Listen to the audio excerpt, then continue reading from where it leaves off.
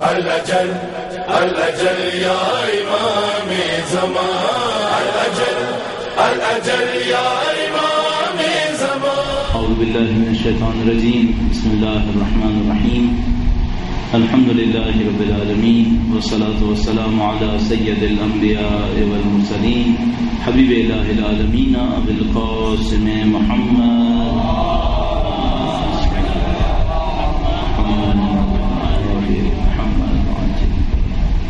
وعلى آله الطيبين الطاهرين سيما بقية الله في الأرضين. قال الله تعالى في كتابه الكريم: بسم الله الرحمن الرحيم. ونريد أن نمن على الذين استضعفوا في الأرض ونجعلهم أئمة ونجعلهم الوارثين. ایک بار پھر درود بھیجیے محمد وعلى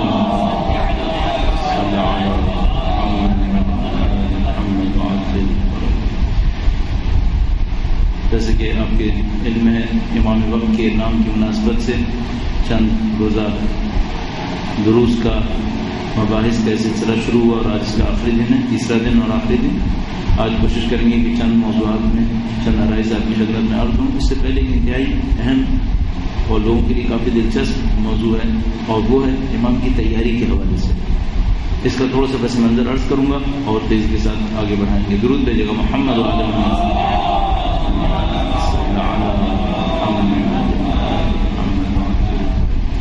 ہمارے پاس سینکڑوں روایات ہیں، اگر نہ کہوں ہزاروں، کہ جس کے اندر امام کی تشریف آوری سے پہلے کی علامتوں کو بیان کیا گیا.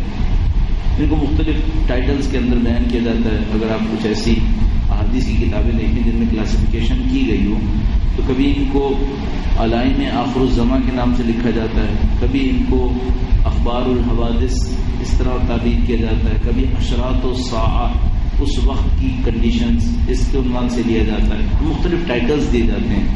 سینکڑوں روایات ہیں، میں نے عرض کیا اگر نہ کہوں کہ ہزاروں. اچھا، ان علامات میں کچھ علامات ایسی ہیں جو اپنی نیچر میں بہت پریسائز ہیں، بہت زیادہ دقیق باریک بینی کے ساتھ بیان کی گئی، جن کو فوراً سمجھ سکتے ہیں.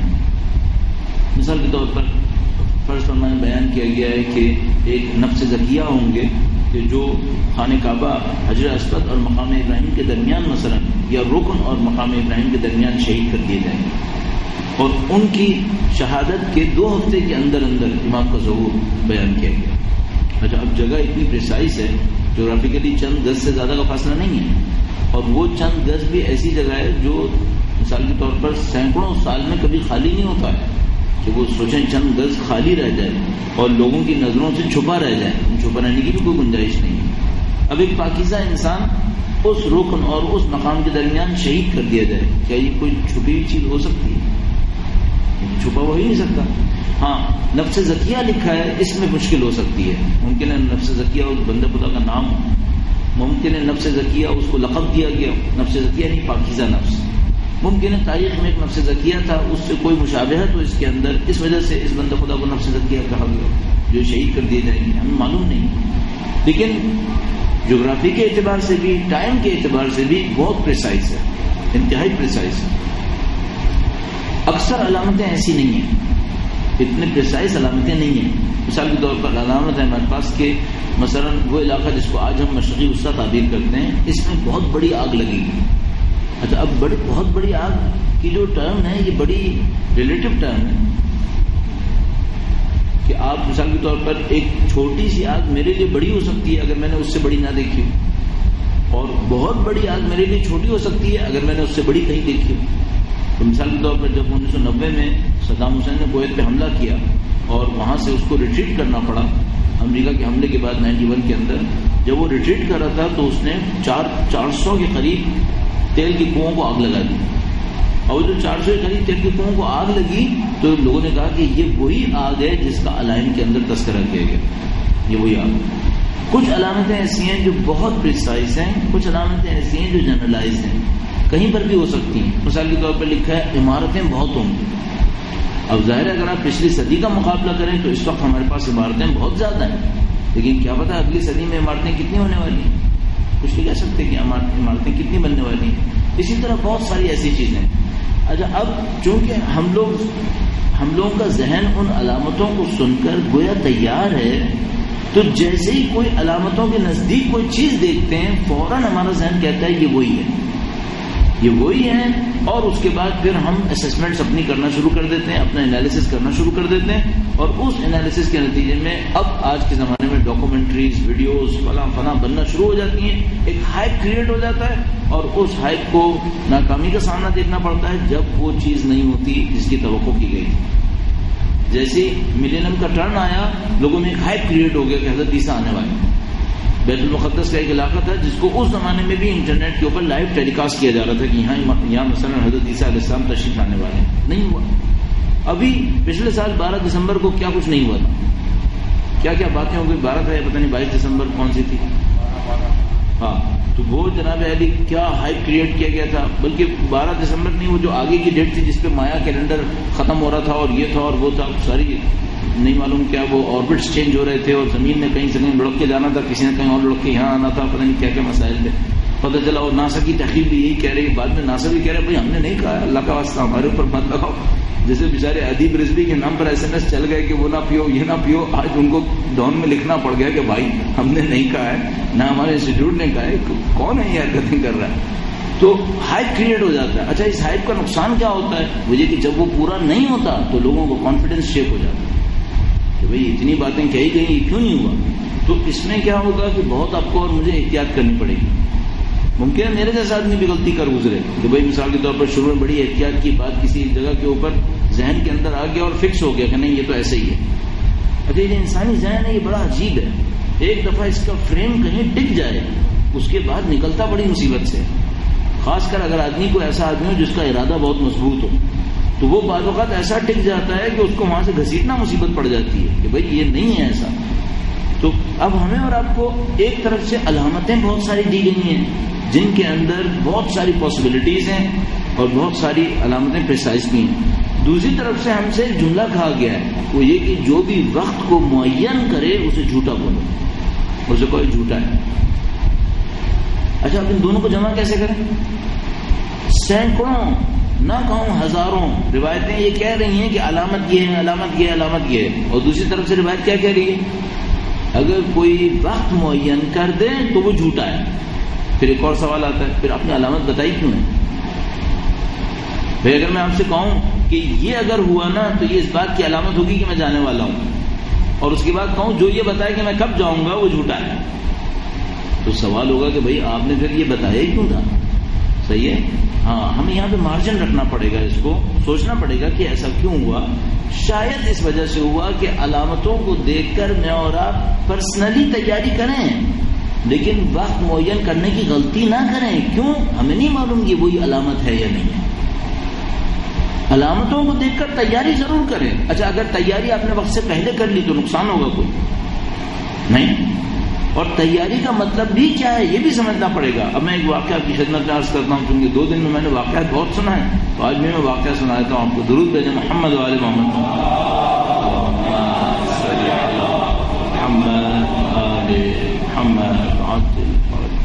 صاحب، میں نے تقریباً 2008 کے قریب امام کے وجود کے بارے میں بہت ساری روایات درس مجالس کے اندر پڑھنا شروع کر دی، اشرے پیشرے میں نے پڑھنا شروع کر دی۔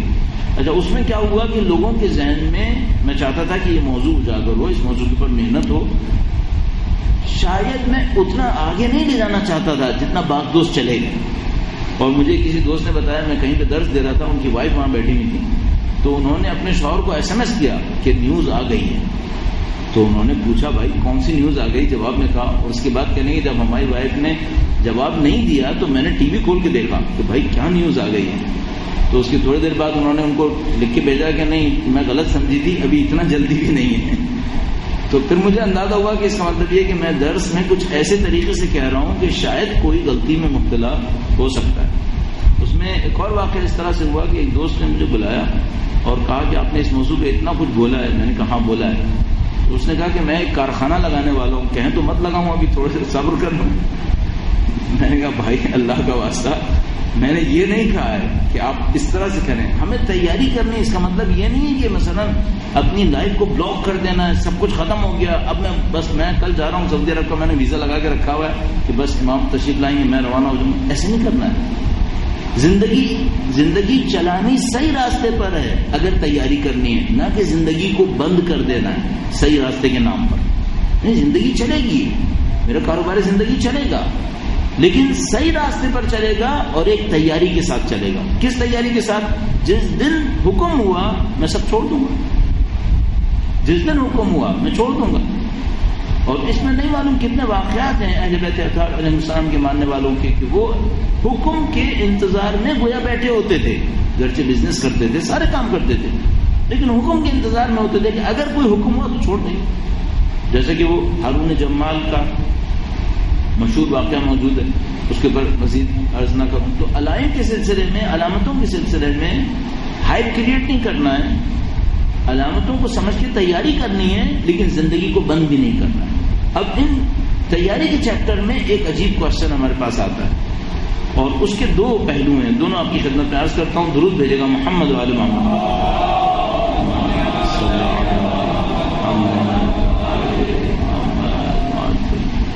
ایک پہلو یہ ہے کہ سامنے والا ہم سے کہہ سکتا ہے کہ جو کوئی بھی اس وقت مڈل ایسٹ کو دیکھے، اسپیشلی سیریا کو اگر کوئی دیکھے اور اس نے چھوٹی موٹی بھی 2-3 کتابیں پڑھی ہوں، مثلا عصر ظہور جیسی کتاب پڑھی ہو، تو وہ فوراً یہ سوچنے پہ مجبور ہو جائے گا یہ وہی ہے.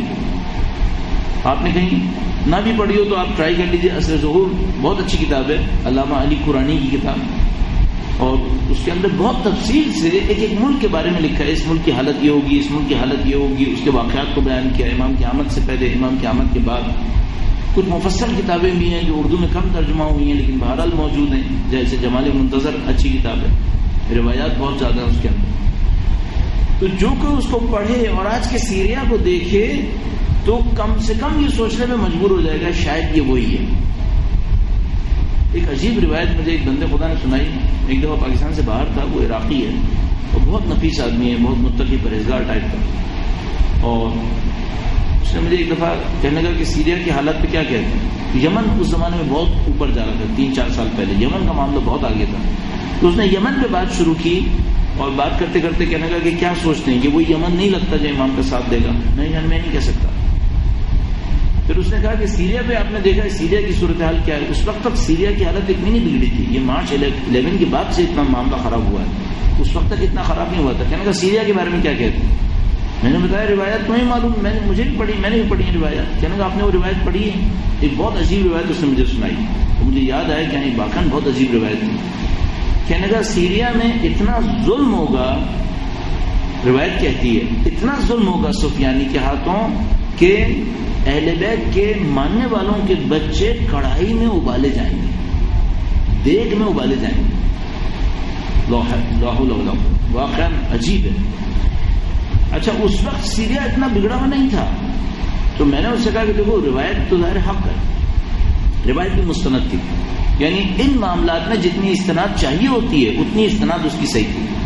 میں نے کہا دیکھو روایت صحیح ہے اور بات تو سمجھ میں آ رہی ہے، لیکن یہ نہیں معلوم کون سا ایسا شیطان کب آئے گا کہ جو یہ حرکتیں بھی کر دے. لیکن جو ٹرینڈ اب چل رہا ہے، جو کچھ مصر کے اندر ہوا ہے چند دن پہلے 4 شیعہ افراد کے ساتھ، خاص کر اس بیچارے عالم کے ساتھ، اور جو کچھ سیریا کے اندر اب تک ہو رہا ہے کہ مثلا وہ جگر سینے سے اس نے دل نکال کے چبا ڈالا، اور لگتا ہے کہ واقعا ایسے وحشی پہنچ گئے ہیں وہاں پر کہ جو کچھ بعید نہیں ہے کہ یہ بھی کر ڈالیں گے. جیسے وہ خود ہمارے ملک کے اندر جب کچھ ٹیرورسٹ کو پکڑا گیا، خودکش بم کرنے والے، بم دھماکے کرنے والے، ان سے پوچھا کہ بھائی تم یہ بتاؤ، یہ جو تم جن کو مار رہے ہو یہ نہ 3 میں نہ 13 میں نہ تمہارے دشمن ہیں نہ تمہارے دوست ہیں، ان کو کیوں مار رہے ہو؟ اس نے کہا کہ اگر یہ لوگ اتنے اچھے ہوتے تو وزیرستان آ کر ہمارا ساتھ کیوں نہیں دے رہے. کیا ہے مخانہ، برین واش کی حد ہوتی ہے. کہہ رہا اگر یہ اچھے ہیں تو آئے وزیرستان میں ہمارے ساتھ مل کے امریکہ سے لڑیں. یہ کن کے بارے میں بات کر رہا ہے؟ یہ 17 سال کی بچیوں کے بارے میں کہہ رہا ہے، کالج کی بچیوں کے بارے میں. کیا پاگل بنا ہے؟ اس قسم کے سیر پھیرے سب کچھ کر سکتے ہیں. تو ایک طرف سے ہمارے سامنے وہ ظلم و بربریت ہے جو آنکھوں کے سامنے آئے چلی جا رہی ہے، جس کا شاید 3-4 سال پہلے ہم سوچ نہ سکتے ہوں، اب سوچنے پہ مجبور ہو رہے ہیں. دوسری طرف سے ایک اور دوست نے ایک عجیب بات کہی. اس نے کہا کہ بھئی امام کی آمد پر لاکھوں کا لشکر امام کا ساتھ دے گا. مجھے تو اپنے ملک میں 10 بھی نظر نہیں آ رہے ایسے جو امام کا ساتھ دیتے ہو. میں نے کہا آپ خود دیکھ لیں, آپ اپنے شہر کے اندر گھوم لیں, آپ کو 10 آدمی ملے 17 سال میں. تو میں نے تو اس سے بعد میں کچھ کہتا, میں نے تو دل میں یہ سوچا کہ میں خود نہیں ہوں, میں کہاں سے ڈھونڈوں گا. جس اسٹینڈرڈ کی یہ باتیں کر رہا ہے وہ میں خود نہیں ہوں, 10 آدمی کہاں سے ڈھونڈوں گا میں. تو پھر وہ کہنے لگا جب نہیں ہے تو پھر امام کی تشریف آوری کیسے ہوگی. ایک طرف سے ظلم و بربریت کو دیکھتے ہیں, برائی کو دیکھتے ہیں, تو وہ تو پھیلی چلی جا رہی ہے, وہ تو جو کچھ ہونا تھا وہ ہوتا چلا جا رہا ہے. دوسری طرف سے ہم دیکھتے ہیں تیاری, تو لوگوں کی تیاری نہیں ہے. بھائی کوئی اگر کراچی شہر کا ایک دورہ کرے کہے گا کہ تیاری ہو رہی ہے, یا مثال کے طور پر چلیں آپ کراچی کو کہیں گے یہ ایپک سینٹر سے بہت دور ہے, آپ چلے جائیں, نظر چلے جائیں, وہاں پہ جا کے لوگوں سے ملیں, ایران میں لوگوں سے ملیں, تو کیا کہیں گے کہ سوسائٹی تیار ہو گئی ہے. ایرانی خود نہیں کہیں گے کہ یہ تیار ہو گئی ہے. اب ان دو کو کیسے جمع کیا جائے کہ برائی پھیلتی چلی جا رہی ہے, اچھائی کے ماننے والے کم مل رہے ہیں, تو امام کا ظہور کیسے ہوگا. پھر چند جملہ اس سلسلے میں عرض کروں گا, درود بھیجے گا محمد وعلی محمد.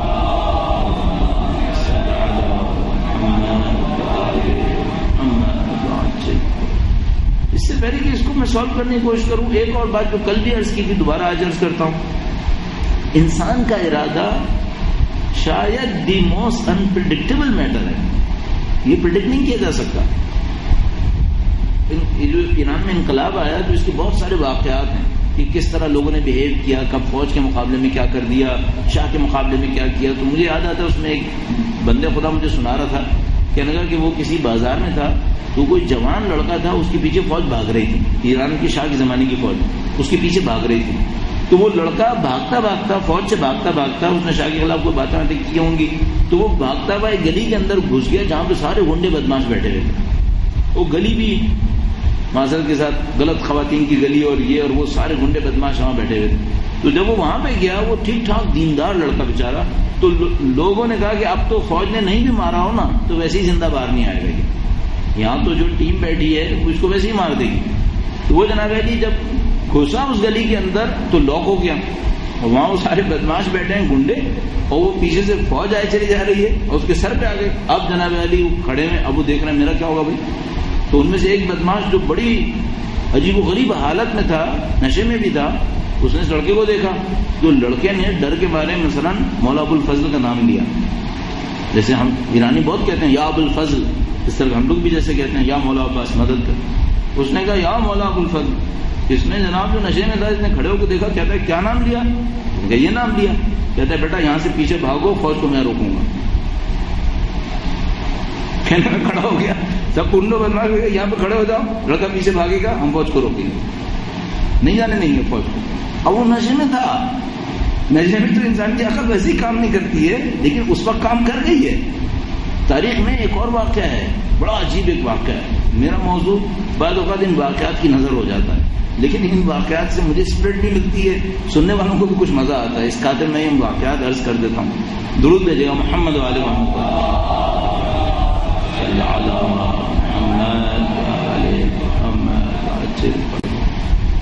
مجھے یاد نہیں آ رہا کہ واقعہ ایران کا شہر ہمدان تھا میرا خیال میں, وہی ہمدان جہاں پر ابو علی سینا کا مقبرہ بھی ہے. شاید ہمدان شہر تھا جس زمانے میں شہر کی فصیل ہوتی تھی, رات کو فصیل بند کر دیا کرتے تھے, ایسا ایک سین ہوتا تھا. تو اس زمانے کی بات ہے, کوئی مولانا صاحب تھے بیچارے, وہ کہیں باہر مجلس وغیرہ پڑھنے گئے, دیر سے واپس آئے تو شہر کی فصیل بند ہو گئی. فصیل بند ہو گئی, انہوں نے کھٹکھٹایا تو پیچھے پتہ چلا وہ جو پیچھے بندہ ہے خدا کھڑا تھا فصیل کے پیچھے, وہ علاقے کا ایک بڑا بدماش تھا, اس کو کھڑا کر دیا تھا رات کو وہاں پہ چوکیداری کے لیے. اچھا وہ اتنا بدماش تھا کہ اس کے نام کے آگے گندا لگا ہوا تھا, یعنی مثلا اس کا نام علی تھا اور اس کے نام کے آگے, چونکہ وہ گڑبڑ بہت مچاتا تھا, فارسی میں ذرا سی گڑبڑ کرنے والے کہتے ہیں گند کر رہا ہے یہ, جیسے میں نے اردو میں بھی چلتا ہے, تو اس کے نام کے آگے لگا دیا تھا کہ فلاں گندا, کہ یہ بہت گڑبڑ کرتا ہے یہ. اچھا وہ فصیل پہ پہنچا, اس نے پیچھے دیکھا وہ بدماش آدمی وہ کھڑا, تو اس کی ویسی جان نکل گئی, کہنے لگا یہ تو پھر مروا دیا اس نے. اچھا اس نے کہا بھائی کھولو, اس نے کہا کیوں کھولوں, کہنے لگا بھائی میں شہر کے باہر مجلس پڑھنے گیا تھا, یہ تھا وہ تھا, کھولو. اس نے کھولا تو دیکھا وہ نشے میں بھی. اب وہ جناب علی اس سے باس پرس کرنا شروع کر دی, تم دیر سے آتے ہو, تم لوگ شہر کا دروازہ خراب کروا دیتے ہو, تم لوگ امن کے خلاف ہو, اور تم کیا اور وہ. اس کو پتا تھا نشے میں, کہنے لگا بھائی ٹھیک ہے ساری غلطیاں کی, شہر میں تو آنے دو. کہنے لگا اچھا باہر کیوں گئے تھے؟ کہنے لگا بتایا مجلس پڑھنے گیا تھا. کہنے لگا پڑھو مجلس پڑھو, دکھاؤ تم مجلس پڑھنے گئے تھے.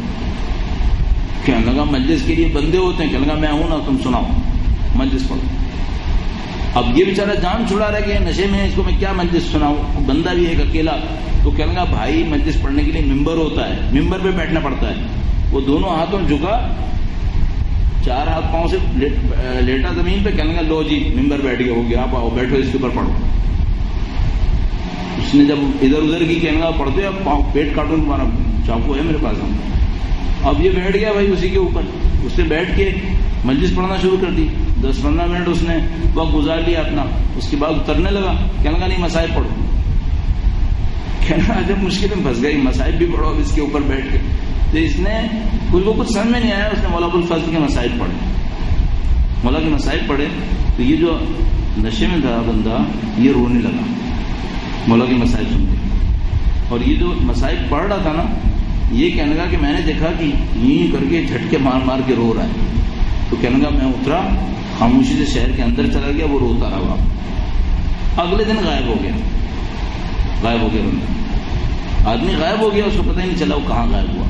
غائب بالکل نامعلوم. اس کے بعد یہ جو بندے خدا تھا یہ کبھی نجف گیا, پتہ نہیں ادھر ادھر زیارتوں کے اوپر گیا. یہ جب زیارتوں پہ گیا تو ایک مولانا تھے مرجع تقلید اس دور کے, وہ نجف اشرف میں سین میں نماز پڑھا رہے تھے, مغرب کی نماز. تو کسی نے آ کے بتایا کہ فلاں عالم کا انتقال ہو گیا. ایک عالم کو بتایا کہ اس عالم کا انتقال ہو گیا. تو انہوں نے لوگوں سے کہا کہ جاؤ خبر تیار کرواؤ, عشاء کے بعد ہم ان کی جنازہ پڑھیں گے اور خبر تیار کروا دو. خبر تیار کروا دی. عشاء کے بعد انہوں نے نماز پڑھائی. نماز پڑھانے کے بعد انہوں نے کہا جنازہ لے کر آؤ. تو پتہ چلا کہ وہ خبر صحیح نہیں تھی, وہ عالم کا انتقال نہیں ہوا تھا. اب یہ باتیں ہو رہی تھیں کہ بھئی خبر غلط کون لے کے آیا تھا. تو دیکھا نمازیوں کے اندر ایک نمازی اگلی صف میں تھا, وہ مرا ہوا تھا. وہ ایسی سجدے میں دنیا سے رخصت ہو گیا تھا, وہ مر گیا تھا. تو وہ جو مرجع تقلید تھے وہ کہنے کی اب سمجھ میں آئے قبر اللہ نے کس کے لیے کھدوائی ہے, خبر اس کے لیے کھدوائی. اب اس کو کفن دفن کرو, اس پہ ہم نماز جنازہ پڑھائیں گے سین کے اندر, اس کو اس عالم کی قبر میں دفن کریں گے. یہ وہی والا آدمی تھا, یہ وہی تھا. انسانی ارادے کا کچھ پتہ نہیں ہے کب انسان بن جائے, یہ کب اس نے قلع بازی کھانی ہے انسان بن جانا ہے, یہ ہمیں کچھ نہیں معلوم. اور کب کسی اچھے نے جانور بننا ہے یہ بھی نہیں معلوم, دونوں کا نہیں معلوم. انسانی ارادہ بہت خطرناک ہے. آپ یقین فرمائیے مجھے 30 سال ہو رہے دینی طالب علم بنے ہوئے, 10 سال ہو گئے, اب تو بولتے بولتے بھی اتنے سال ہو گئے. ابھی بھی مجھے یقین ہے کہ اگر خدا کی تائید نصیب نہ ہوئی, مجھے 2 جملے غلط کہنے پھر پبلک کے ہاتھوں پٹوں گا. یہ جو 2 جملے زبان سے غلط نہ نکلیں یہ کس کی توفیق سے؟ محض خدا کی توفیق سے. ورنہ آپ خود فرمائیے میں یہاں بیٹھا ہوں, میں 2 جملے غلط بول دوں, میری عزت رہے گی آپ کے سامنے؟ میں نے خود ایک عالم کی اس طرح ظاہراً عالم کی عزت پامال ہوتے دیکھیے 2 جملوں کے اوپر.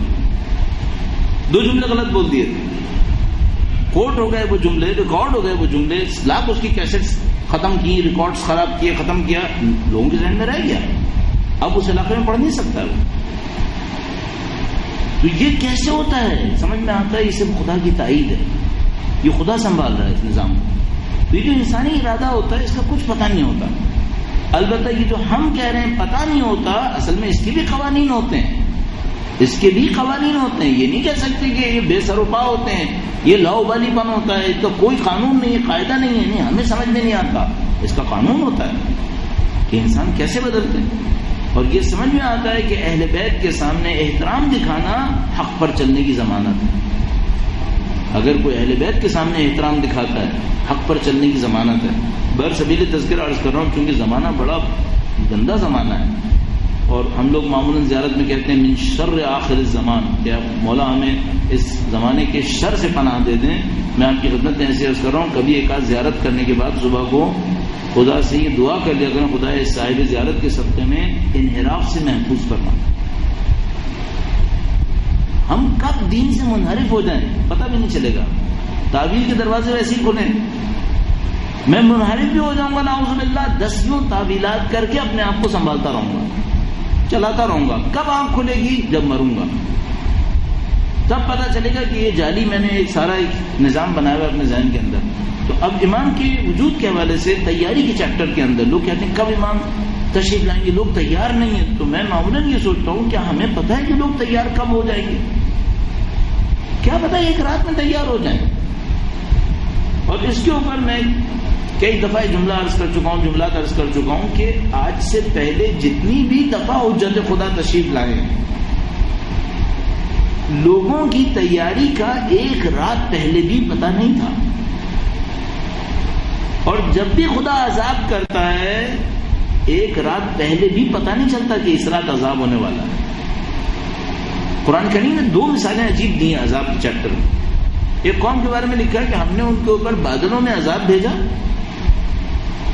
اور جب ان کے سر پر عذاب کے بادل منڈلانے لگے اور ان کے نبی چیخ چیخ کر کہہ رہے تھے کہ دیکھو یہ عذاب کے بادل ہیں, تو وہ لوگ کیا کہہ رہے تھے؟ ہاذا عارض ممطرنا, یہ وہ بادل ہیں جو ہم پر بارش برسانے کے لیے آئے. عذاب کے بادلوں کے نیچے کھڑے تھے, نبی زمانے کا چیخ چیخ کے کہہ رہا تھا کہ بھائی یہ عذاب کا بادل ہے, اور وہ کیا کہتے ہیں؟ ہاذا عارض ممطرنا, یہ وہ بادل ہے جو ہم پہ بارش برسانے کے لیے آیا ہے. بے خبری کی انتہا یہ ہوتی ہے. دوسری طرف سے جس دن حجت خدا نے ظاہر ہونا ہوتا ہے اس سے چند گھنٹے پہلے کوئی کہہ نہیں سکتا اب امام تشریف لانے والے ہیں. اور اس کی میں سمبولک مثال یہ دیتا ہوں کہ جس دن اللہ کے رسول نے اعلان کیا قولوا لا الہ الا اللہ تفلحوا, کوئی ابو قبیس کے اوپر کھڑے ہو کر مثلا چند گھنٹے پہلے بھی اگر کوئی مکہ کو دیکھتا تو قطعاً یہ کہتا یہاں کسی نبی نے نہیں آنا. نعوذ باللہ. جس خانہ کعبہ کے اندر 360 بت رکھے ہوئے ہوں اس میں کسی نبی کے لیے گنجائش ہے کیا؟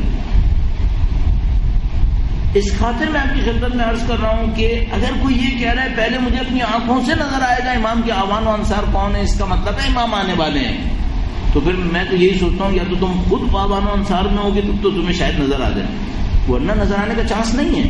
اور ایک بات میں آپ کی خدمت میں اور بھی عجیب سے عرض کروں, ایک روایت کے اندر لکھا ہوا تھا کہ امام تشریف لائیں گے تو وہ جو 313 اصحاب ہوں گے یہ لوگ رات کو اپنے بستروں پہ سوئیں گے.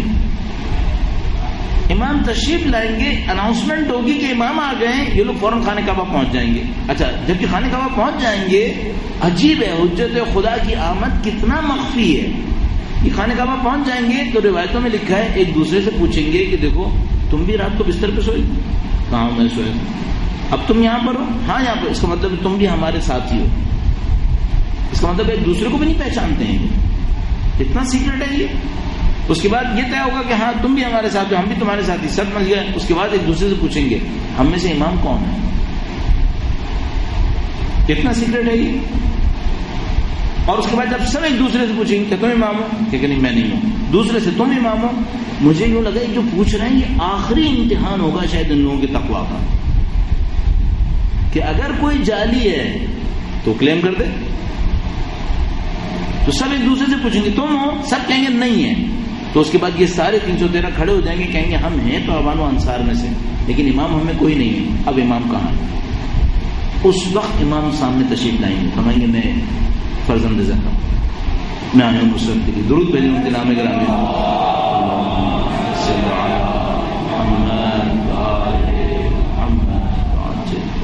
اتنا مخفی ہے. اس کا مطلب یہ ہے کہ میں اور آپ شاید 1 گھنٹے پہلے بھی نہیں جان پائیں گے کہ امام کب تشریف لا رہے ہیں. دشمنوں کو دیکھتے ہوئے شاید سمجھ میں آ رہا ہے کہ برائی بہت پھیل رہی ہے, لیکن کوئی یہ سوچے کہ میں سارے اوان و انصار کو ڈھونڈ پاؤں گا, اس سے پتا چلے گا امام کب آ رہے ہیں. میرے خیال کہ یہ ہو پائے گا, ہمارے کیلیبر پہ نہیں ہو پائے گا. ہم پھر کیا کر سکتے ہیں؟ میرا اپنا یہ خیال ہے کہ ہم اس پہ وقت کیوں ضائع کر رہے ہیں کہ امام 2014 میں آئیں گے یا 15 میں آئیں گے. اس پہ وقت ضائع کرنے کی کیا ضرورت ہے؟ آپ یہ سوچو کہ 1 جولائی 2013 کو آئیں گے, کوئی نقصان ہے اس میں؟ کیا نقصان ہے بھائی؟ آپ یہ سوچ رہے ہیں نا کہ میں گیس کروں کہ 2018 میں امام آئیں گے یا نہیں آئیں گے, 2017 میں آئیں گے یا نہیں آئیں گے. میں کہہ رہا ہوں کل آئیں گے, تیاری کر لو. اس میں کیا برائی ہے؟ ایسے کسی ایک واقعے کے اندر کوئی خاتون تھی بڑی مصیبت کے اندر، بہت مصیبت میں، اپنی انتہائی مصیبت کے عالم میں امام کو پکارا، امام ان کی نصرت کے لیے تشریف لائے، تو ان کی مدد کی، جب مدد ہو گئی تو انہوں نے پوچھا کہ مولا آپ کب تشریف لائیں گے؟ تو فرمایا 30 کے بعد۔ تو وہ خاتون جب اپنے باقاعدہ کئی ہوش میں آئیں تو ان کے شوہر نے پوچھا کیا ہوا؟ بتایا کہ امام 30 دن بعد آئیں گے۔ جب انہوں نے کہا 30 دن بعد آئیں گے، کچھ دن کے بعد امام کو دوبارہ دیکھا تو امام نے ان سے شکوہ کیا، تم نے یہ کیوں نہیں کہا 30 لمحے کے بعد آئیں گے، 30 دن کیوں کہا؟ تم نے کیوں اتنا سوچا کہ میں دور ہوں؟ اگر تم چاہنے والی تھیں تو تم تو کہنا چاہیے تھا 30 لمحے کے بعد آئیں گے، دن بھی کیوں کہا؟ میں واقعا اگر چاہنے والا ہوں میں کیوں کہوں 8 سال بعد آئیں گے؟ مجھے اپنا ایمان ایسے رکھنا چاہیے آج رات آئیں گے۔ میری تیاری ہے یا نہیں ہے؟ کوشچن یہ نہیں ہے کہ امام کب آئیں گے، کوشچن یہ میں تیار ہوں یا نہیں ہوں۔ اس سے کیا غرض کہ وہ کب آئیں گے؟ بھئی آپ تصور کریں، فرض کریں میں ایک آفس میں چپڑاسی ہوں، صحیح، اور میرا باس مجھ سے کہتا ہے بھائی 9 بجے آفس تیار رکھنا، صحیح، وہ کہتا ہے 9 بجے آفس تیار رکھنا، میں نے صبح آفس 9 بجے تیار رکھا، صاحب 10 بجے آئے۔ اگلے دن میں نے ان کو فون کر کے کہا کہ سرکار آپ کتنے بجے آئیں گے؟ صحیح ہے۔ اب یہ جو میں سوال کر رہا ہوں اس کا مطلب کیا ہے؟ اس کا مطلب میں 9 بجے تیاری کے موڈ میں نہیں، میں ٹالنے کے موڈ میں ہوں۔ اس کا رائٹ ہے کہ وہ مجھ سے کہے کہ بیٹا یہ بتاؤ کہ تم نے نوکری کرنی ہے یا نہیں کرنی ہے؟ میں نے تم سے کہا 9 بجے تیار رکھو، میں 10 بجے آؤں یا نہیں آؤں، تمہیں اس سے کیا غرض ہے؟ آپ خود بتائیں، ہم نوکر کے برابر بھی امام کی اطاعت نہ کریں کیا؟ امام نے کہا تم تیار ہو جاؤ، اب میں امام سے پوچھا ہوں پہلے آپ بتائیں 2017 میں آئیں گے یا 18 میں آئیں گے؟ 17 تک تو میں عیاشی کر دوں، نعوذ باللہ تعالی۔ یہ نوکری نہیں ہے، پھر یہ بزنس ہے۔ پھر میں دیکھ رہا ہوں اپرچونٹی کب آئے گی، جب اپرچونٹی آئے گی اسے اویل کروں گا۔ یہ صحیح بات نہیں ہے۔ اگر واقعاً ہم نوکر ہیں، واقعاً ہم خدمت گزار ہیں، ہمیں اپنے امام سے سوال نہیں کرنا چاہیے کہ مولا آپ کب آئیں گے، دیر سے آئیں گے جلدی آئیں گے۔ ان سے ہمیشہ مجھے یہ کہنا چاہیے تھا، کاش مجھے اور آپ کو سعادت مل جائے، اتنی تیاری کر پائیں کہ مولا ہم تیار ہیں، آپ 100 سال بعد بھی آئیں گے نا سر آنکھوں پر ہیں، آج رات آئیں گے سر آنکھوں پر۔ ہم غلام ہیں۔ میں ایک بات اپنے دل کو سمجھانے کے لیے کہتا ہوں، غلام کا کام نہیں ہے آقا سے کہے کب آپ نے کیا کرنا ہے، غلام کا کام یہ ہے اپنے آقا سے یہ پوچھے میں نے کب کیا کرنا ہے، بس جب کہے کر لو اور اس کے بعد انتظار کرو، ختم ہو گیا معاملہ۔ یقین مانیے اس معاملے میں تو یہ جو دبئی کے والوں کے محل بنے ہوئے نا وہ ان کے لوگ ہم سے بہتر ہیں، نعوذ باللہ تعالیٰ۔ میں کبھی کبھی جاتا ہوں ادھر ادھر تو کراچی میں، پاکستان میں مختلف جگہوں پر یہ عرب شہزادوں نے اپنے محل بنائے ہوئے ہیں۔ ان محلوں کے اندر آپ گھسے نا تو لگے گا جیسے آج آنے والا ہے، صحیح ہے۔ تو میں سوچتا ہوں یار ہم سے زیادہ تو یہ تیار کرتے ہیں اپنے مولا کے لیے، جبکہ ان کا مولا مکھی سے زیادہ کمزور انسان ہے اور میرا مولا کائنات کا مالک ہے اور میں اس کی تیاری نہیں کر رہا۔ ہم لوگ کا ایشو یہ ایشو ہے، ہماری تیاری کم ہے۔ درود بھیجیں محمد والے محمد۔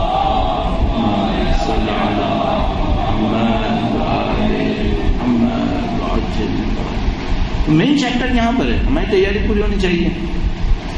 اچھا، اور اس بحث کو نزدیک لاتے ہوئے تیاری میں کیا ہونا چاہیے، بہت بڑا ایک چیپٹر ہے تیاری میں کیا ہونا چاہیے۔ ایک ڈاکومنٹ میں نے دیکھا، بک، بلکہ بعد میں پہلے وہ ڈاکومنٹ بنا تھا، پھر بعد میں اس کو ایکسپینڈ کر کے اس کی بک بنا لی گئی، پھر اس بک کے 3 والیومز کر دیے گئے۔ اس کا نام فارسی میں رکھا تھا، اس کا ترجمہ بنے گا انتظار کی اسٹریٹجی، انتظار کی اسٹریٹجی۔ اور وہ انتظار کی اسٹریٹجی کس لیول کے اوپر؟ گورنمنٹ کے لیول کے اوپر۔ یعنی مثال کے طور پر گورنمنٹ آف ایران کے لیے ایک پیپر بنایا گیا تھا کہ اگر آپ منتظر امام ہیں تو آپ کو ایسا ہونا چاہیے، گورنمنٹ کے لیول کے اوپر۔ اچھا، اس میں کیا کیا لکھا؟ مثال کے طور پر لب لباب یہ لکھا کہ بھائی دنیا کی جو مضبوط ترین حکومت کے پاس جو کچھ ہوتا ہے وہ آپ کے پاس ہونا چاہیے، کیوں؟ آپ نے اپنے امام کی نصرت کرنی ہے، آپ کو کمزور نہیں ہونا چاہیے۔ مثلا لکھا کہ ایران کو غذائی مواد کے معاملے میں، کھانے پینے کی اشیاء کے معاملے میں خود کفیل ہونا چاہیے۔ کیوں؟ اگر یہ دوسروں پہ منحصر ہوا اور امام کی نصرت کے لیے آگے بڑھا، انہوں نے گندم روک دیا، پھر کیا کریں گے ہم؟ پھر ہم امام کی نصرت نہیں کر سکیں گے، ہم دوسروں کے محتاج بیٹھ جائیں گے۔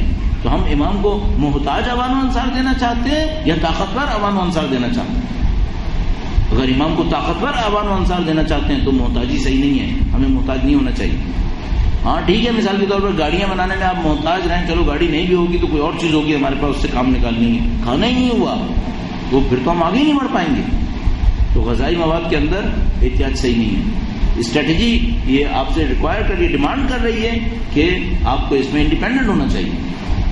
اس طرح بہت اچھا ڈاکومنٹ بنایا ہوا ہے۔ تو ہمیں اپنے طور پر تیاری اس طرح کرنی چاہیے کہ اگر میں واقعاً کہہ رہا ہوں کہ میں امام کے لیے تیار ہوں تو اس کا مطلب یہ ہے کہ میری ہر چیز ایک پرٹیکولر ڈائریکشن کے اندر آگے بڑھے، اور بالکل ایسا ہے جیسے وہ کچھ لوگ مثال دیتے ہیں فٹ بال کی گیم کی، اور یہ تھوڑی سی مثال عوامانہ ٹائپ کی مثال ہے، تو وہ کہتے ہیں کہ بھئی یہ جو 11 پلیئرز ادھر سے ادھر بال پھینک رہے ہوتے ہیں، یہ کیا ہمیشہ ڈی کی طرف ہی بال پھینکتے ہیں؟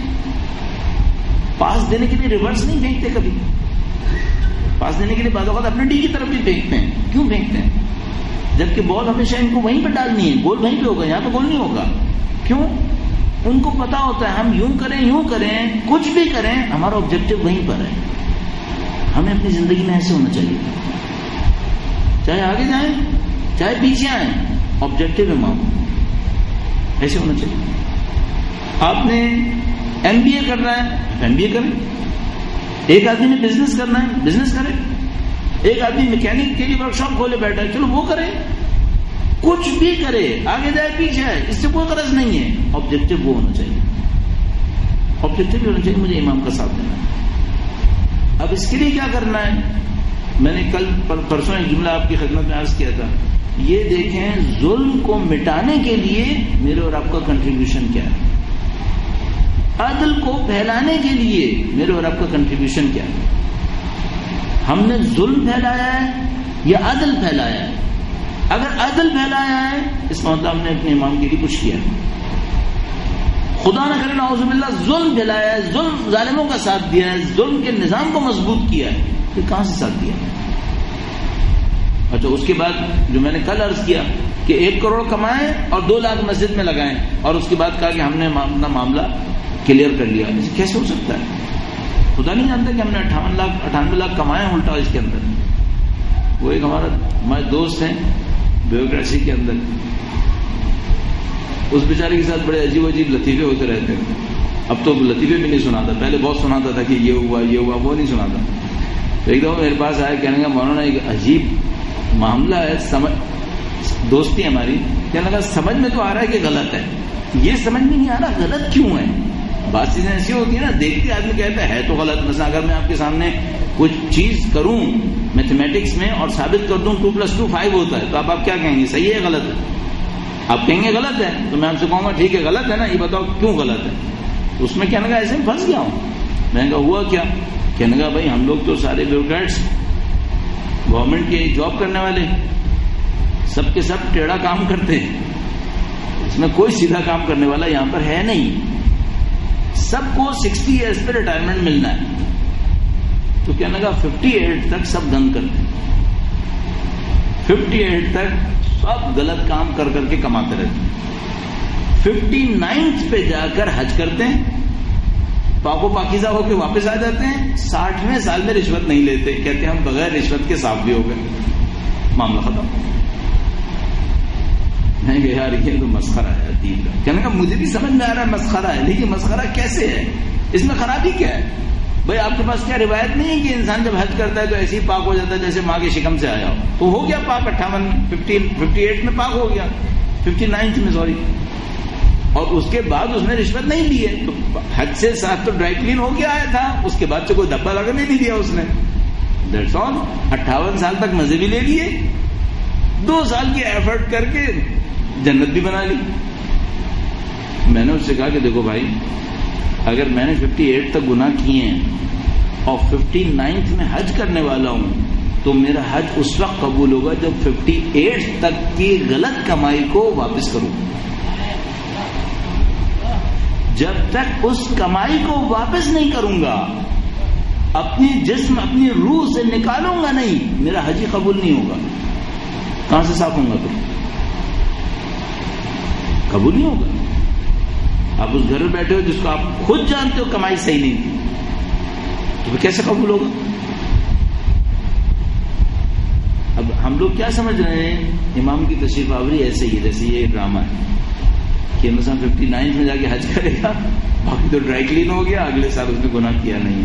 ایسا نہیں ہو پائے گا. اگر امام کی تشریف آوری پہ صرف پکچر نے چینج ہونا ہوتا تو شاید یہ ہو جاتا، لیکن امام کے آنے پر پکچر نے چینج نہیں ہونا ہے، کانٹینٹس نے، سبسٹینس نے چینج ہونا ہے. اور اس کے لیے ضروری ہوگا کہ یہ پورا جو ظلم کا نظام ہے یہ ٹوٹے. اس سلسلے میں ظلم کے نظام کے سلسلے میں آخری بات اور عرض کروں، میں نے خود اپنی آنکھوں سے جو دیکھا ہے وہ اس میں سے بتاتا ہوں. درود بھیجے گا محمد و آل محمد.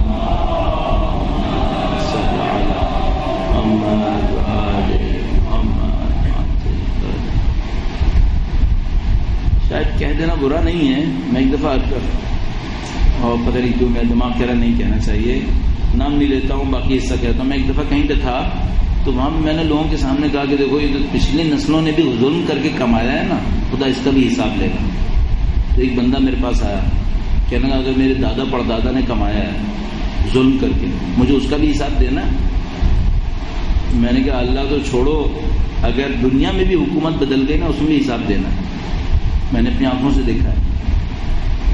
جب میں ایم فل کر رہا تھا پولیٹیکل سائنسز میں تو ہمارے ایک ٹیچر ہوا کرتے تھے اکبر نام کر کے. وہ بندے خدا اس وقت میرے خیال میں 74 کی ایج، اور کیا فٹ آدمی تھا. ہر ہفتے پہاڑی پہ جاتا تھا، بالکل فٹ آدمی، واکنگ پتہ نہیں کتنے کلومیٹرز. دن میں 2 دفعہ کھانا کھاتے تھے، دوپہر کے کھانے میں صرف ڈرائی فروٹ دودھ میں بھگو کے دودھ میں ڈال کے گول کے پیتے تھے. بہت فٹ آدمی تھا، اور میموری اتنی شارپ کہ میں بتا نہیں سکتا. یعنی کس کانٹیننٹ میں کتنے کنٹریز ہیں اور وہ کنٹریز کس سال انڈیپینڈنس ملا تھا، سب میموری سے یاد تھا. اور اس کا دعویٰ تھا بندے خدا کا کہ دنیا کے نقشے میں پینسل لے کر کسی بھی ڈاٹ پہ رکھو، میں 100 ایئرز کی ہسٹری وربلی بتاؤں گا. دنیا کے نقشے پر کسی بھی جگہ پہ ڈاٹ بناؤ، اس ڈاٹ کی 100 ایئرز کی ہسٹری میں زبانی بتا دوں گا تمہیں کہ 100 ایئرز میں کیا ہوا تھا. تو اس نے ایک دفعہ بندے خدا نے تھرڈ ورلڈ کی ڈیولپمنٹ کے اوپر لیکچر دیا. ان کا تھا ماڈرن پولیٹیکل فلسفیز، ان کا اسپیشلائزیشن تھا. تو تھرڈ ورلڈ کی ڈیولپمنٹ پہ دیا تو ایشیا کے مور دین 50 کنٹریز کی انڈیپینڈنس کی ہسٹری اورلی بتائی تھی. یہ ہوا، یہ ہوا، یہ ہوا. حتیٰ پاکستان کی شروع کیا 19 میں محمد علی جناح نے موومنٹ شروع کی، اس سال میں یہ ہوا، اس سال میں 47 میں انڈیپینڈنس ہوا، اس سال میں لیاقت علی خان کا قتل ہوا، اس سال میں فلاں ہوا، اس سال فلاں ہوا، یہاں تک اس طریقے سے کھڑے کھڑے بالکل. تو ایسے میں نے مذاق میں گیا، میں نے کہا کہ آپ کو تو سارا یاد تھا، آپ کو یاد تھا علامہ لیاقت علی خان کا قتل کس سال ہوا تھا، مہینہ یاد ہے آپ کو؟ کہنے کا ڈیٹ بھی بتاتا ہوں. ڈیٹ بھی صحیح بتائی، اب میرے بھی دماغ سے نکل گیا. تو میں نے کہا ڈیٹ کیسے یاد رہ گئی؟ کہنے کا میں زندگی میں صرف ایک ایگزام میں فیل ہوا ہوں، وہ لندن میں ڈرائیونگ کا لائسنس تھا جس کے لیے میں فیل ہوا تھا، وہ لیاقت علی خان کے مرنے کے دن ہوا تھا، اس وجہ سے مجھے اس کی ڈیٹ یاد ہے. بہت شارپ آدمی تھا یہ بندے خدا تھا. اب سوچیں ایران میں 20 پروونسز تھے میرے خیال میں جب انقلاب آیا. ایک پورے پروونس، پورا پروونس، ایک پورا صوبہ اس کے دادا کی ملکیت میں تھا. Can you imagine? ایک پورا صوبہ اس کے دادا کی پراپرٹی تھی. صوبہ گیلان تھا، پورے گیلان کا چاول اس کے دادا کی ملکیت تھی، اور چاول کے لیے گیلان بہت مشہور تھا. اور اس کا ایک سمر پیلس تھا ان کے دادا کا، جہاں پر بادشاہ آ کے سمر میں رکا کرتا تھا. اس کا ایک ٹرینڈ تھا کہ وہ سمر میں اس جگہ پہ رکے گا تو ایک دن میرے خیال میں یا ایک رات اس کے دادا کے گھر پہ ہوتی تھی. اب اس ٹائپ کا آدمی تھا. ریولوشن آیا تو یہ بندہ خدا شاید انگلینڈ میں تھے، کہاں پہ تھے، پی ایچ ڈی کیا تھا انہوں نے پولیٹیکل سائنس میں، post P H D psychology میں کیا تھا. اس طرح کہیں ان کو واپس بلایا گیا کہ تم واپس آؤ. واپس آئے، کہا یہ بتاؤ کہ یہ جو جس حویلی میں ٹھہرے ہوئے ہو یہ تمہاری ہے؟ اس نے کہا ہاں میری ہے. ہمارے جو علی اکبر نام تھا، علی اکبر نام کیا نام ہے؟ کہا میری ہے. کہا ڈاکومنٹ دکھاؤ. کہا ڈاکومنٹ نہیں ہے. تو کہا کیا ثبوت ہے کہ تمہاری ہے؟ کہا میں یہاں پہ پیدا ہوا ہوں، میرا باپ یہاں پیدا ہوا ہے، میرا دادا یہاں پہ رہا ہے. اس نے کہا ٹھہر جاؤ، میں تم کو بتاتا ہوں، تمہارے پردادا نے فلاں خاندان سے غصب کی ہے، ہم نے ہسٹری میں نکال دیا ہے. نہ زمین تمہاری ہے نہ حویلی تمہاری ہے، 3 نسلوں سے تم یہاں رہ رہے ہو، تمہاری بات صحیح ہے، ساری کی ساری غصب ہے، تم نے قبضہ کیا ہے. تو یہ ہمارا ٹیچر تھا، ہم رسپیکٹ کرتے ہیں، لیکن انقلاب کو موٹی موٹی گالیاں دیتا تھا بندہ خدا، اور کہتا تھا کہ یہ کیسا انقلاب آیا ہے، اس نے ذلیل کو کمینے کو عزت دے دی اور عزتوں کو کمینہ کر دیا اور یہ کر دیا وہ کر دیا، اور اپنی بات نہیں مانتا تھا کہ اس انقلاب کی خوبی ہے کہ اس نے 4 نسل پہلے بھی اگر ظلم ہوا تھا تو واپس پلٹایا تھا. اچھا کیوں نہیں مانتا تھا؟ ویسے تو بہت پکا سوشلسٹ ٹائپ کے آدمی تھے یہ، اور بڑے جناب علی عدل و انصاف اور فلاں فنو ایکوالٹی اور جسٹس اور یہ سب باتیں کرتے تھے.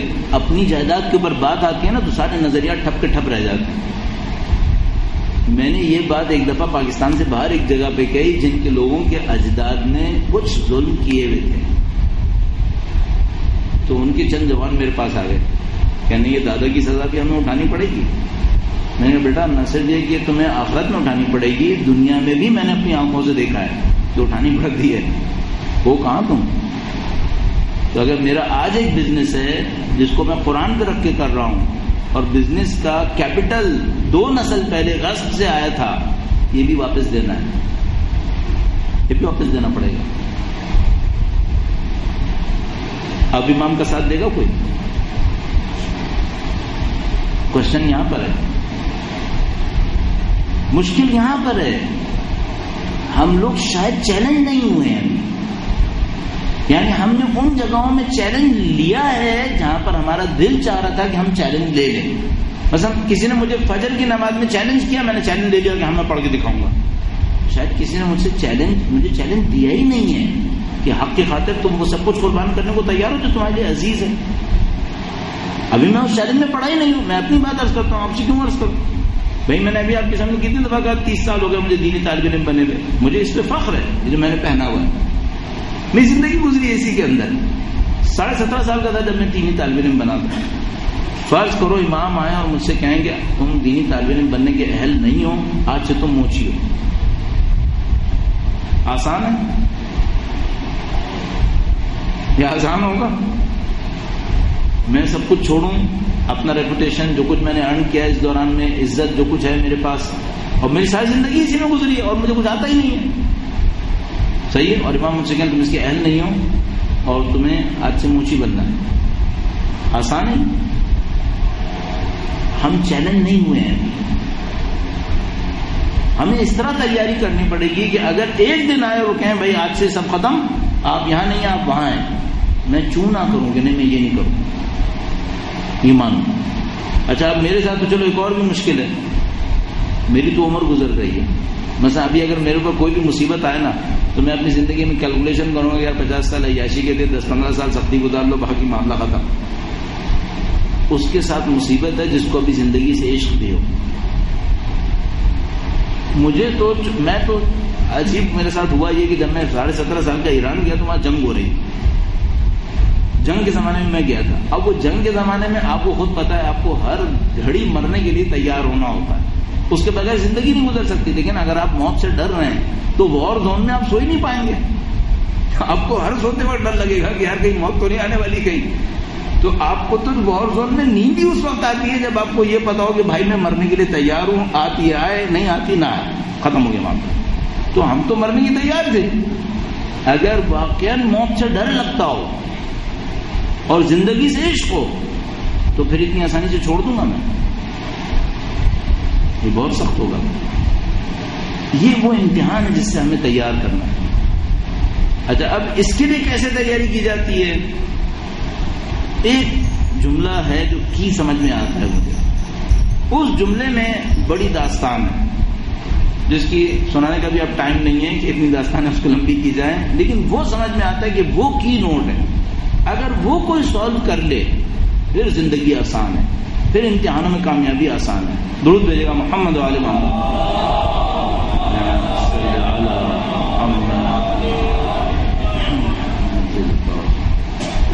صاحب کبھی آپ کے ساتھ ایسا ہوا ہے کہ آپ کسی عہدے پر 5-10 سال رہے ہوں پھر وہاں سے برطرف کر دیے گئے؟ کیسا لگتا ہے؟ اچھا لگتا ہے یا برا لگتا ہے؟ آپ نے کبھی دیکھا ہے کوئی پولیٹیشین 5 سال پارلیمنٹ میں رہا ہے, پارلیمنٹیرین, ایم پی اے, ایم این اے کہلاتا رہا ہے, فیسلٹیز, پریویلیجز, فلاں 5 سال کے بعد جب اس کو وہ لاجز چھوڑنے پڑتے ہیں تو اس کی کیا حالت ہوتی ہے؟ مگر یہ کہ 5 سال میں 10-15 سال کے برابر کا کما چکا ہو تو کہتا ہے ٹھیک ہے اب میں دوبارہ آ ہی جاؤں گا, کوئی مسئلہ نہیں. اس کیا ایشو ہے یہاں پہ؟ ایک ایشو ہے, اس کو ہم کہتے ہیں اٹیچمنٹ. اگر کسی انسان میں دنیا کی کسی بھی چیز سے اٹیچمنٹ ہے یہ امتحان میں کامیاب نہیں ہوگا, اور یہ قطعاً ایسا ہوگا کہ حق کی خاطر امتحان اسی چیز میں ہوگا جس میں اٹیچمنٹ ہے. میرا امتحان اس پہ نہیں ہوگا, پتا نہیں شاید اس پہ ہو جائے, ابھی فی الحال نہیں ہوگا کہ میں گاڑی کون سی استعمال کرتا ہوں, اس میں میرا کوئی اٹیچمنٹ زیادہ نہیں ہے, میں کوئی بھی گاڑی استعمال کر لوں گا. میرا اگر امتحان ہوگا تو میرا اس میں ہوگا جس سے میرا اٹیچمنٹ ہے. آپ کو دیکھنا پڑے گا آپ کا امتحان کس چیز سے ہوگا, کس چیز میں ہوگا جس میں آپ کا اٹیچمنٹ ہے. اور جب امتحان دیا جائے گا نا تو وہی اٹیچمنٹ خطرے میں جائے گی. کامیاب کون ہوگا؟ جو اپنی اٹیچمنٹ سے اپنے آپ کو فری کر چکا ہو, جو اس سے آزاد کر لے وہ کامیاب ہے. اور آپ کی زندگی میں کسی بھی چیز سے اٹیچمنٹ ہے نا پھر مصیبت آ گئی, چاہے وہ اولاد ہو, چاہے وہ پیسہ ہو, چاہے وہ شہرت ہو, چاہے وہ احترام ہو, دنیا کی کوئی بھی اللہ بلا ہو. دنیا ہوئی اور اٹیچمنٹ ہوئی, مصیبت آ گئی. اٹیچمنٹ نہیں ہونی چاہیے. اچھا یہ تو امام کی تیاری کے حوالے سے میں نے عرض کیا, مرتے دم بھی یہی ہوگا. جس کی دنیا سے اٹیچمنٹ رہ گئی چاہے اچھی چیزوں سے, مصیبت ہے, دم نکلنا مصیبت ہے, بہت سختی سے دم نکلتا ہے. یہ جو میں نے آپ کی خدمت میں آخری بات کہی نا, یہ کی پوائنٹ یہی ہے. اگر آپ اٹیچمنٹس توڑنے میں کامیاب ہو گئے پھر آپ جیت گئے. اور خدا نہ کرے اگر دنیا کی کسی بھی چیز سے اٹیچمنٹ رہ گیا ہے پھر بہت مصیبت. اچھا اٹیچمنٹ ہونے نہ ہونے کا مطلب یہ نہیں کہ آپ نے اس کو پھینک دینا ہے. مثلا میری اپنی اولاد سے اٹیچمنٹ ہے تو میں کہوں میں آج سے اپنی اولاد کو چھوڑ دیتا ہوں, یہ نہیں ہو سکتا. میری ذمہ داری ہے, مجھے رکھنا ہے, عزیز ہو میرے لیے, میں محبت بھی کروں, سب کچھ کروں, لیکن کسی کے مقابلے پہ پھر نہیں ہونا چاہیے. اللہ کے مقابلے میں نہیں, اللہ کے مقابلے میں سب قربان ہو, چاہے اولاد ہو, چاہے پیسہ ہو, چاہے شہرت ہو. اور مجھ جیسے آدمی کو جو ابھی تک سمجھ میں آتا ہے سب سے خطرناک چیز احترام ہے. انسان سب کچھ چھوڑ سکتا ہے, احترام نہیں چھوڑ پاتا. احترام عزیز ہے انسان, اس لیے مولا نے سخت ترین امتحانات دیے ہیں سید الشہداء. میں آخر میں صرف ایک واقعہ عرض کرتا ہوں, ایک واقعہ مشہور ہے, وہ عرض کرتا ہوں. اس اٹیچمنٹ اور اس کے امتحانات, اور کوئی اگر اس اٹیچمنٹ سے لڑ لے تو پھر کس طریقے سے اس کو انعامات مل سکتے ہیں, یہ بہت عجیب داستان ہے. اس سے پہلے ایک اور بات بھی کہنے کا سوچتا ہوں. دنیا اس طرح نہیں بدلے گی جس طرح سے ہم بدلنا چاہ رہے ہیں. ہم لوگ ایک جھٹکے میں بدلنا چاہتے ہیں, ایک جھٹکے میں کوئی چیز نہیں بدلے گی, کنٹینیوس ایفرٹس کرنے پڑیں گے. اب واقعہ سنا دیتا ہوں اور وہ پہلی والی بات کو چھوڑتے ہیں. ابھی مولانا جلال الدین رومی کا نام آپ نے سنا ہے. مولانا جلال الدین رومی کے ایک استاد تھے تبریز نام کر کے, شمس تبریز. ملتان میں ایک شمس تبریز ہے, یہ وہ قطعاً نہیں ہے, قطعاً نہیں. ان کا اور مولانا رومی کے شمس تبریز کے درمیان 150 سال کا فاصلہ ہے, یہ قطعاً وہ نہیں ہے. اس کے علاوہ اور بھی تبریز مشہور ہیں جن کے مقبرے مختلف جگہوں پر ہیں. اب تک جو میں ڈھونڈ پایا ہوں, اور اس ڈھونڈ پانے میں ایک ایرانی اسکالر تھا, اس نے لیڈ دیا تھا, اس کی لیڈ سے سمجھ میں آتی ہے بات. اور وہ ایک انٹرنیشنل کانفرنس ہوئی تھی جلال الدین رومی کے اوپر, اس نے پیپر دیا تھا جلال الدین رومی کے استاد شمس تبریز کے اوپر. اس لیڈ کو میں ریلائبل لیڈ سمجھتا ہوں. پھر میں جا کے خود بھی دیکھا ہوا ہے, کوئٹہ کے آگے زیارت نام کر کے جگہ ہے جہاں پہ قائد اعظم کی ریزیڈنسی تھی, جس کو بم دھماکے سے اڑا دیا گیا تھا. ایک دفعہ میں یہاں پہ گیا تھا بہت پہلے, بچوں کو بھی لے گیا تھا. اس زمانے میں ٹریولنگ کا بہت حوصلہ تھا. وہاں پہ گیا تھا ایسے ہی کہ چلو میں جا کے دیکھتا ہوں. تو وہاں پہ جب میں گیا تو ایسی وہاں پہ چنار کے بہت نہیں چنار کہتے ہیں نا اردو میں, ہاں چنار ہی کہتے ہیں. اس کے بہت پرانے درخت ہیں جو کہتے ہیں کہ شاید دنیا کے پرانے ترین درختوں میں سے ہیں. اور اس کا ابھی اسی سال یا کچھ سال پہلے یونیسکو کی ہیریٹیج کی لسٹ میں بھی اس کو انکلوڈ کر لیا گیا ہے. بہت پرانے درخت. اچھا اتفاقاً وہاں جب ہم گئے تو کئی سال سے بارش نہیں ہوئی تھی, تو چند دنوں کے بعد بارش ہو گئی تھی. تو وہ مزہ بھی آیا تھا کہ ہاں چلو ٹھیک ہے, ہم نے خشکا نہیں دیکھا, ہم نے اس کا تر حصہ دیکھا. تو رک کے اس سے پہلے بہت خوبصورت تھا وہ. بہرحال وہاں پر گئے تو وہ مختلف جگہوں پہ ہم گھومے. تو ایک آدمی نے مجھ سے کہا کہ یہاں پہ ایک پیر کا مزار بھی ہے, وہاں جاؤ گے؟ اچھا اس زمانے میں طالبان والبان ایشوز اتنے زیادہ نہیں تھے. تھوڑا بہت ڈر تو لگتا تھا, مولوی لوگ ہیں تو میں ڈر تو لگتا تھا کہ کہیں پتہ چل گیا تو ایسا نہ ہو جنت کے صدقے میں میں قربان ہو جاؤں کہیں پہ. لیکن بہرحال ہمت کی. میں نے اس سے کہا کہاں پر؟ اس نے بتایا فلاں پہ. میں نے کہا کون ہے, کیا نام ہے؟ کیا نام؟ اس کا نام شمس ہے. تو میرا دماغ کھٹکا تھوڑا سا. میں نے کہا نہیں یار وہ یہاں نہیں آ سکتے. خیر میں نے کہا وہ ہوں یا نہ ہو جا کے دیکھنے میں کیا ہے. خیر میں چلا گیا. بڑے کنزرویٹو لوگ تھے. میں گھر والوں کو بھی لے کے گیا تھا, 2 بچے تھے اس وقت. جب میں لے کے گیا نا تو میں نے اپنی وائف سے بھی کہا کہ آپ بھی چلیں فاتحہ کے. تو ڈرائیور کہنے لگا نہیں عورتوں کو اندر نہیں جانے دیتے ہم لوگ, عورتیں باہر آئیں. میں نے کہا اچھا بھائی تیرا شغل تو نے پہلے ہی بتا دیا, اندر جا کے بتاتا تو ایک اور مصیبت ہو جانے گی. خیر میں گیا, بٹ ٹوٹا پھوٹا کا مزار تھا. وہاں میں نے فاتحہ پڑھی. بعد میں اب تک ثابت ہے وہی شمس تبریز کا مقبرہ ہے. وہی شمس تبریز کا مقبرہ ہے. شمس تبریز جلال الدین رومی کے استاد تھے. کچھ عرصے اپنے شاگرد کو ٹرین کرنے کے بعد ان کے پاس سے غائب ہو گئے تھے. اور مولانا رومی نے بہت ڈھونڈا اپنے استاد کو, ڈھونڈ نہیں سکے. اور وہ پتہ نہیں کہاں کہاں ٹریولنگ کرتے ہوئے موسٹ پروبیبلی اب تک جو میں جس کے اوپر یقین کر پا رہا ہوں وہ یہ کہ وہی شمس تبریز کا مزار ہے یہی زیارت کے اندر. یہاں کے لوگ ابھی بہت زیادہ نہیں مانتے اس بات کو. کچھ لوگ مانتے ہیں, کچھ لوگ نہیں مانتے. یہ ان کی ملاقات کیسے ہوئی؟ وہ اس طرح سے تھا کہ جلال الدین رومی ایک مدرسے کے اندر پڑھاتے تھے. وہ پڑھا رہے تھے, حوض تھا, حوض کے ساتھ بیٹھے ہوئے تھے. اس زمانے میں کتابیں ہاتھ سے لکھی جاتی تھیں. بڑا مشکل کام ہوتا تھا. ایک کتاب لکھنی ہے, آپ تصور کریں 500 صفحے کی کتاب ہاتھ سے آپ نے لکھنی ہے. بڑا مصیبت کا کام تھا. تو مولانا رومی کے ہاتھ میں وہ ہینڈ اسکرپٹ تھا. وہ پڑھا رہے تھے, حوض کے برابر بیٹھے تھے. ایک آدمی اندر آیا پاگل پنے کی ہولیے میں, دیوانوں کے سے ہولیے میں. وہ اندر آیا, اس نے مولانا سے کہا کہ کیا کر رہے ہو؟ مولانا نے کہا میں کتاب پڑھا رہا ہوں. حوض کے برابر میں بیٹھے تھے. اس نے کہا کتاب مجھے دو. تو مولانا نے کہا کہ یہ پاگل آدمی ہے, میری کتاب ہاتھ سے لکھی ہوئی ہے, اس نے اگر پانی میں ڈال دیا تو میرا کیا ہوگا؟ تو مولانا نے کہا کہ دیکھو بھائی کتاب ہاتھ سے لکھی ہے, اس کو پانی سے بچانا ہے. اس کو پانی سے نہیں, دور رہو تاکہ اس میں ٹچ نہ ہو. پانی کی چھینٹیں بھی آئے تو یہ خراب ہو جائے گی. کہنے کا ٹھیک ہے لاؤ کتاب دو. کہنے کا وعدہ کرو جیسی دے رہا ہوں ویسے دو گے. ہاں میں ویسی دوں. انہوں نے دی, اس نے دی, پانی میں ڈال دی. مولانا رومی نے ہماری اس طرح میں سر پیٹنے کو یہ کیا پاگل بنا کیا, تم نے غضب کر دیا, میں نے کتاب ڈبو دی. کہنے کا صبر کرو, میں نے وعدہ کیا جیسی دی تھی ویسے دوں. یہ کیسے ہو سکتا ہے تم نے پانی ہاؤس میں ڈال دی؟ دیکھو پانی بھی کالا ہو رہا ہے, اس کا مطلب ہے سیاہی بہ گئی ہے. اس نے کتاب یوں نکالی, دوبارہ رومی کے ہاتھ میں سوکھی بھی پکڑا دی. اب رومی صاحب کے تو ہوش اڑ گئے کہ بھائی یہ تو آدمی کچھ ہے. انہوں نے 2-4 سوال کیے, دیکھا یہ آدمی بہت سالڈ ہے. اس سے کہا کہ ٹھیک ہے ایسا ہے, میں نے اب تک پڑھایا تھا, میں تم سے پڑھنے کو تیار ہوں, تم مجھے پڑھاؤ. تو تم پڑھا رہے ہو وہ زیادہ ہے, میں پڑھوں گا تم سے. میں نے کہا نہیں میں شاگرد نہیں لیتا. زیادہ نہیں میں شاگرد بنوں گا, میں تمہارے پیچھے جاؤں گا, میں یہ کروں گا. اس نے کہا بھائی میں شاگرد نہیں لیتا, تو پاگل آدمی میں شاگرد نہیں لیتا. اور وہ پیچھے مولانا رومی کے نہیں میں شاگرد بنوں گا. اس نے کہا نہیں میں نے نہیں پڑھانا. کہنے کا اچھا اگر پڑھنا ہے نا تو پہلے ایک امتحان دینا پڑے گا. مولانا نے کہا میں ہر امتحان دینے کو تیار ہوں. ہاں ٹھیک ہے بس صحیح ہے, جاؤ ایک تھالی لے کر آؤ. تھالی لے کر آئے. کہنے کا ایک شراب کی بوتل لاؤ. پھر کہنے کا 2 گلاس رکھو, تھالی کو ہاتھ میں پکڑو اور بازار میں گھوم کے ایک چکر لگا کے آؤ. مولانا نے سوچا کہ بھائی میں پرنسپل ہوں مدرسے کا, ابھی اگر تھالی میں شراب رکھ کے 2 گلاس اس کے اوپر ٹکار کے میں بازار میں گھوم کے آ گیا تو میرا ہوگا کیا.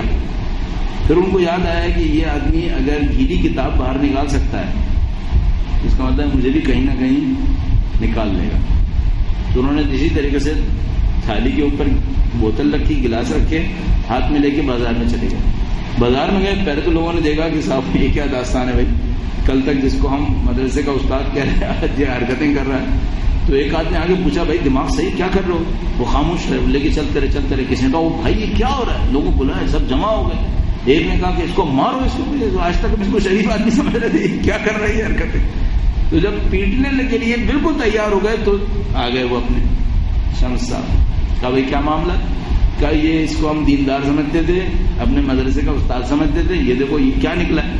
کہنے لگا کہ یہ کیا ہوا ہے؟ کہیں یہ تو شراب کی بوتل لے کے گھوم رہا ہے. کہا تم کو پتا ہے یہ شراب ہے؟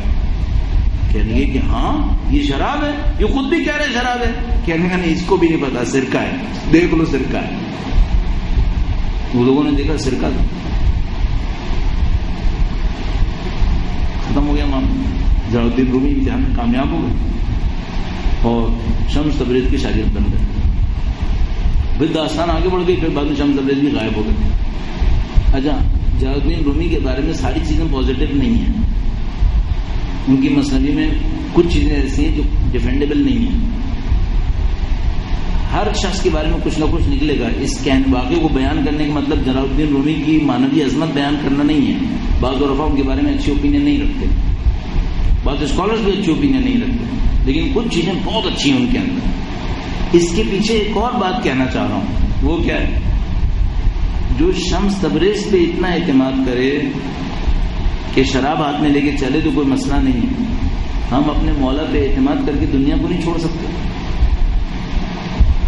اپنی اٹیچمنٹس نہیں چھوڑ سکتے.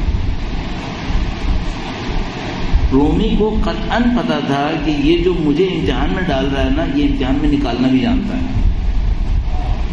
ہمیں نہیں پتا کہ ہمارے امام اگر امتحان میں ڈالیں گے تو نکالنا بھی جانتے ہوں گے. ہم کیوں گھبرا رہے ہیں؟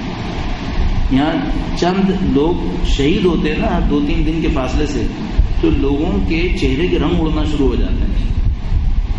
یورپ, امریکہ اور آسٹریلیا کی امیگریشن تیز ہو جاتی ہیں. اور بھائی اللہ پہ اعتماد کرو, جس خدا نے ہمیں اس امتحان میں ڈالا ہے وہ نکالنا بھی جانتا ہے. جس نے ہمیں امتحان میں ڈالا ہے وہ ہمیں لاس اٹھانے نہیں دے گا, اس میں کوئی ضرر نہیں دے گا ہمیں. تو یہ اتنی سی بات ہمیں سمجھ میں نہیں آتی کہ بھئی اس میں نقصان نہیں ہوگا ہمارا. اگر ہم ان کے نام کی خاطر کچھ مصائب اٹھائیں گے, مصیبتیں برداشت کریں گے اللہ کے دین کی خاطر, فکر اسلام کی خاطر, تو اس میں لاس کیوں ہوگا؟ اور یہ جتنے بھی لوگ شہید ہو رہے ہیں, ہم لوگ بہت بعض اوقات انسان تڑپ جاتا ہے. واقعہ ایسی عرض کر رہا ہوں, جب میں ڈیفینس آتا نہیں تھا مسجد, یہاں پہ آپ کو یاد ہو جمعے کی نماز پڑھانے آتا تھا, ایک درس دیتا تھا پہلے جمعے کی نماز سے پہلے, کئی سال تک درس دیا. میرے خیال میں 7-8 سال تو لگے ہوں گے میرے خیال میں. پھر جمعے کی نماز بھی پڑھاتا تھا, کبھی کبھی مہینے میں 1 دن. مجھے یاد ہے جب پہلے دن آ رہا تھا, حبیب اسکول میں پڑھاتا تھا اس زمانے, رضی حیدر صاحب حبیب اسکول میں پڑھاتے تھے, شہید ہو گئے. وہ سیکنڈری میں پڑھاتے تھے, میں سینئر کیمبرج میں پڑھاتا تھا. ایک دن میرے پاس آئے, کہنے گے آپ درس دیں گے امام بارگاہ میں؟ میں نے کہا کون سے امام بارگاہ؟ کہنے گے وہی جو ہمارا امام ڈیفینس کا امام بارگاہ. میں نے کہا دے دوں گا. پرسنلی میں ڈیفینس سے اچھا دل نہیں رکھتا تھا, شاید اس وجہ سے کہ میری سوشل کلاس فائنینشلی تھوڑی سی ڈاؤن سائڈ پہ تھی, تو میں گھبراتا تھا یہاں پہ. اس وقت میرے پاس گاڑی واڑی بھی نہیں تھی, میں منی بسز میں سفر کرتا تھا. تو میں سوچتا تھا یار اسکول سے نکلوں گا, پھر کینٹ اسٹیشن تک بس پہ آؤں, پھر کینٹ اسٹیشن سے منی بس چینج کر کے یہاں پہ اتروں گا, پتہ نہیں D3 یا Z3 آتی تھی. تو میں گھبراتا تھا کہ یار میں کیا ہیڈیک برداشت کروں, 15 منٹ کا درس دینا, ہیڈیک علیحدہ. اور پھر صاف بات یہ کہ میں سوچتا تھا یہ لوگ بہت زیادہ پیسے کی شوبازی بھی کرتے ہوں گے, میں اپنے الٹے سیدھے اٹھیے میں نہیں کر سکتا, میرا کام نہیں ہے, میں اپنے علاقے میں خوش ہوں, اللہ کا شکر ہے. تو وہ مولانا صاحب کہیں گے نہیں آپ کریں آپ کریں. میں نے کہا اچھا میں کرتا ہوں. میں نے کہا میں 1 دن آؤں گا. تو 1 دن طے ہو گیا کہ میں آؤں گا. اتفاقاً اس دن اسکول کی چھٹی ہو گئی, میرا الٹا نقصان ہو گیا, مجھے ناظم آباد سے ٹیکسی کر کے آنا پڑ گیا, تو میرے کافی پیسے لگ گئے تھے اس پہ. اتفاقاً جس دن آنا تھا میں ملنے گیا, ایک اور بندے خدا سے وہ بھی شہید ہو گیا, سعید حیدر زیدی, ابھی پچھلے سال جو شہید ہوا بندہ خدا, اس کا ایک پبلیکیشن کا انسٹیٹیوٹ تھا. اتفاقاً میں اس سے ملنے گیا تھا, سعید حیدر سے. تو میں سعید سے کہا کہ میں تو آج تک یار یہ گیا نہیں ڈیفینس امام بارگاہ, اس کا تم کو ایڈریس پتا ہے کہ ہے کہاں پر یہ؟ کہنے لگا ہاں وہ فلاں جگہ سے فلاں ٹرن لینا ہے, فلاں جگہ پہ. پہلے وہ چوراہے بھی تھوڑے تھوڑے سے تبدیل ہو گئے نا اس علاقے میں, جو مین روڈ تھی وہاں پر. تو کہنے لگا وہاں سے یوں ٹرن لے کے آپ پہنچ جائیں گے. خیر میں پہنچا. اچھا میں بہت اندر سے فرسٹریشن بھی ہو رہی تھی. مجھے ابھی بھی یاد ہے, میں عشاء کی نماز پڑھا تھا, مجھے وہ وقت یاد آ رہا تھا. تو اندر سے فرسٹریشن بھی ہو رہی تھی, یار میں نے جانے کا موڈ نہیں ہے میرا, میں کیوں جا رہا ہوں یہاں. تو میں راستے پر کچھ وقت دعا کرتا رہا اللہ سے. میں کہا خدایا اگر بہترین نہیں ہے نا تو دوسرا سفر مت کروا, ایک میرے لیے کافی ہے. ایک دفعہ چلا جاؤں ٹھیک ہے, میں چلا جاتا ہوں, رضی حیدر صاحب کہہ رہے ہیں, لیکن اگر بہترین نہیں ہے دوسری دفعہ مت بھیج, معاملہ ختم کر دیں یہیں پہ. وہ معاملہ تو چلا پتہ نہیں میں کئی سال تک آتا رہا. ابھی میں پھر یہی کہہ رہا تھا تو خدایا آج کا دن تو میں نپٹا دوں گا, اب بہترین نہیں ہے نا تو اب یہیں پہ ختم کر. مجھ میں دم نہیں رہا کہ میں ادھر سے ادھر بھاگتا پھروں. اب میرا دل چاہتا ہے سلیکٹڈ کام کروں. مجھے زندگی کے دنوں کا نہیں پتا, اب تو واقعا ڈاؤن سائڈ دیکھتا رہتا ہوں. تو میں سوچتا ہوں سلیکٹڈ کام کروں جس میں میرا پوٹینشیل ہے, جس میں میں آؤٹ پٹ لے سکتا ہوں, جس میں میں خوش ہو جاؤں کہ یہ کروں گا مجھے رزلٹ نکلے گا. البتہ یہ خدا جانتا ہے کہاں سے رزلٹ نکلے گا, ہمیں کچھ نہیں پتا ہے. کسی کونے خدرے سے نکلے گا, یا امام بارگاہ سے نکلے گا, یا مسجد سے نکلے گا, سڑک پہ چلانے سے نکلے گا, یہ اس کا کچھ نہیں پتا ہم لوگوں کو. لیکن بس انسان جو ہے نا وہ طبیعت کا تھوڑا سا جلد باز ہوتا ہے, تو وہ کہتا ہے کہ خدا جہاں سے رزلٹ نکلنا وہاں پہنچا دے تاکہ ویسٹ کم ہو جائے, تھوڑا سا کم وقت بچ جائے کسی طریقے سے. اب جسم کو تھکانے کی بھی اب اتنی عادت نہیں رہی ہے. ابھی آج کے دس بھی آسانی سے نہیں آیا میں. ہماری وہ حیدرآباد اور کراچی کے حیدرآباد کے درمیان ایک ہاؤسنگ اسکیم ہے, اس میں پروگرام تھا 3-4 بجے. تو میں وہاں سے گاڑی ڈرائیو کر کے وہاں تک گیا تھا, پھر وہاں سے واپس آیا تھا. پھر سٹی میں آپ کو پتا ہے اس وقت کیسا ٹریفک تھا, تو بڑی مصیبتوں سے کر کے میں اس پہ پہنچا تھا کہ میں آپ کی حدیث کے ساتھ ختم ہونے سے پہلے پہنچ جاؤں. تو جب میں پہنچا تو مولانا زیارت ختم کرے تھے. میں کہا چلو ابھی میرے پاس بفر ہے, میں جلدی سے نماز مغرب عشاء تو پڑھوں.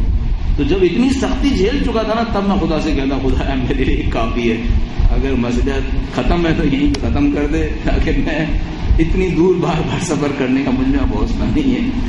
بہرحال آپ سے میں عرض کروں گا زندگی میں جتنا بھی وقت ہے, پوٹینشیل جتنا بھی ہے, یوٹیلائز کریں, ضائع نہیں کریں.